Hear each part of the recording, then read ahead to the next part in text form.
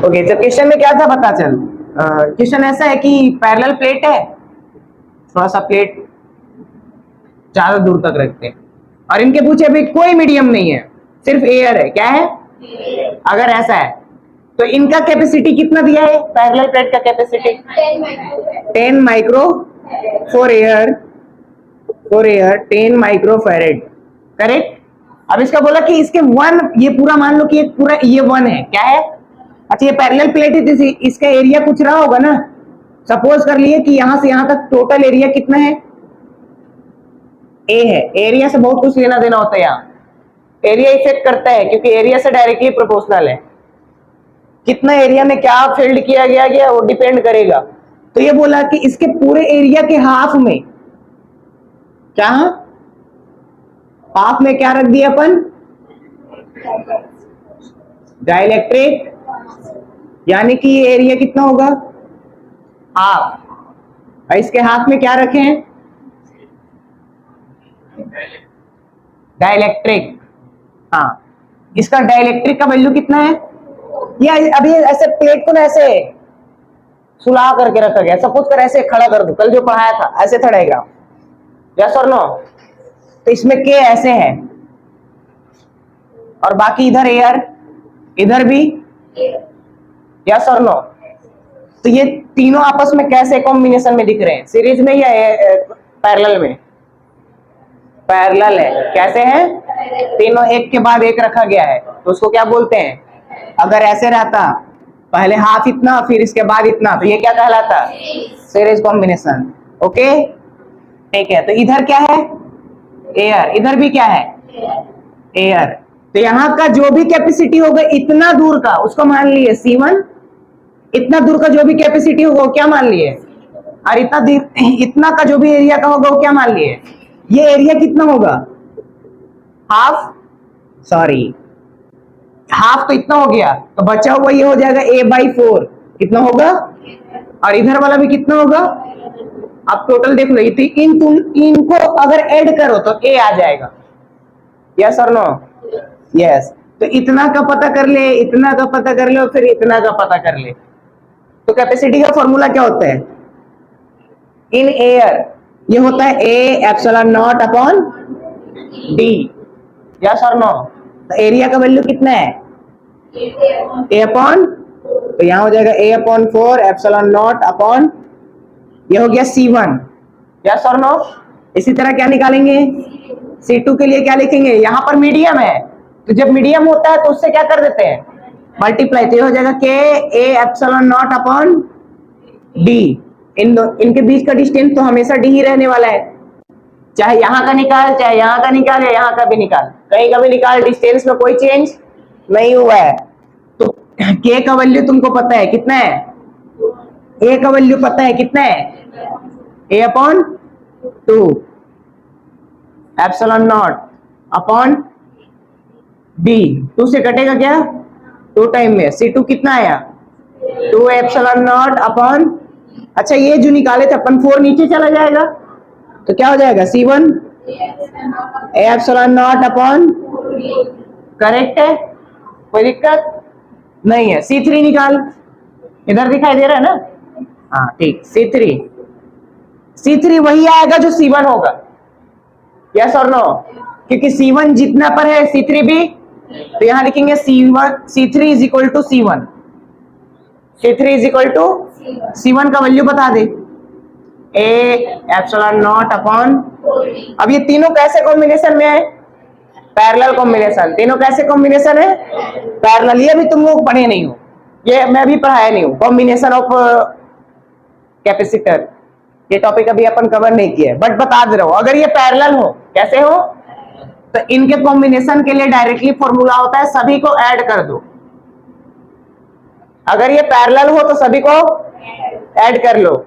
अगर ये सीरीज हो, सीरीज के लिए होता है 1 में करके, क्या करके? 1 रेजिस्टेंस, कॉम्बिनेशन ऑफ रेजिस्टेंस पढ़े होगे 10वीं में। सीरीज के लिए ये जो पढ़ रहे हो तुम लोग यहाँ सीरीज में, वो वहां पैरेलल में पढ़ते, जस्ट उल्टा है, ठीक है? तो इसको ऐड करो। C1 का वैल्यू कितना है? A epsilon not upon 4d plus C2 का value 2a epsilon not upon d plus epsilon not upon 4d कुछ कॉमन निकलेगा क्या? देख a epsilon not upon d सभी जगह सेम है, कॉमन निकाल दो। हाँ चल, तो ये क्या बच जाएगा 1/4 प्लस 2 कुछ नहीं तो अपॉन में 1 प्लस यहाँ भी 1/, हाँ इसको ऐड कर लो। अरे यार मिटा क्यों दिया, इसको ऐड करो भैया जैसे तैसे। इधर से पहले यहाँ बनाया, इधर फिर ये पहले बात की है C1 C2 C3 है ना, फिर उसके बाद इक्विवेलेंट इधर इधर आ रहे, कवर हो रहा है ये, ओके। तो ए एप्सिलॉन नॉट डी ये क्या है बताओ? एयर के लिए है, एयर के लिए कैपेसिटी का फॉर्मूला क्या पढ़ते हैं अपन? ए एप्सिलॉन नॉट अपॉन ये पढ़ते हैं, और इसका वैल्यू कितना दिया है 10, तो A epsilon not upon D का वैल्यू क्या हो जाएगा? यस और नो? तो इतना का वैल्यू क्या लिखेंगे 10, 4 और 4 का एलसीएम ऊपर 1 है तो 1, 4 2 जा प्लस 1 कितना हो जाएगा 10 होगा, तो 10 इंटू अपॉन 10 10 जा 100, 10 10 जा 20, 10 10 जा 20 लिखो।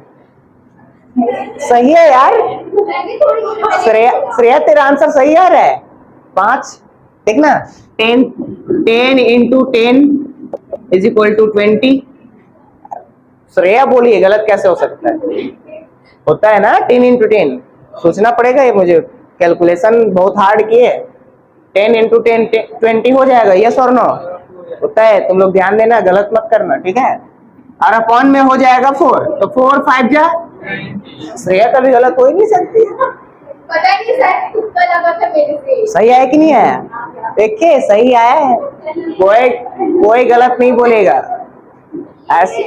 ये उसको अभी भी कॉन्फिडेंस है, सही है। हाँ नहीं है, ठीक है कोई बात नहीं। 10 इंटू 10 20 होता है ना, तू तो बोल रही है और ये भी कर रही है। 10 इंटू 10 आपने ये पूछा था तो मैंने रिप्लाई नहीं किया था, सबने किया था। सेलिब्रेट कौन कर रहा है आंसर का? ये 5, आई एम विनर। मिलेगा इंडियन आइडल पर जजिंग करने का मौका मिलेगा। श्रेया है ना तू, तो 4 से कितने टाइम में जाएगा? सी इक्विवेलेंट का वैल्यू कितना आ गया? माइक्रो, कौन सा ऑप्शन था? First option. देख भाई ऐसे क्वेश्चन सीबीएसई में बहुत इंपॉर्टेंट होते हैं। सीजीबीएसई में लिख के दे रहा हूं कि सीजीबीएसई में जिंदगी में कभी नहीं पूछ सकता, अगर पूछ लिया नाम नहीं, मैं पढ़ाना छोड़ दूंगा, ऑन द कैमरा बोल रहा, पढ़ाना बंद, फिजिक्स बंद, लेकिन ये कभी नहीं पूछेगा। सीजीबीएसई का औकात नहीं कि पूछ ले भाई, चेकर सोच में पड़ जाएगा, यही पूछ ले, यही है ना, ऐसी करना है ना, क्योंकि ये लेवल नहीं हमारे छत्तीसगढ़ का। Okay so note down please. और ऐसे नीट और जेईई में भी बहुत पूछे गए हैं, तो लेवल का क्वेश्चन है ये। अगर आपके एग्जाम में ऐसे क्वेश्चन आते हैं तो आपका एग्जाम इजी नहीं है। इजी? हाँ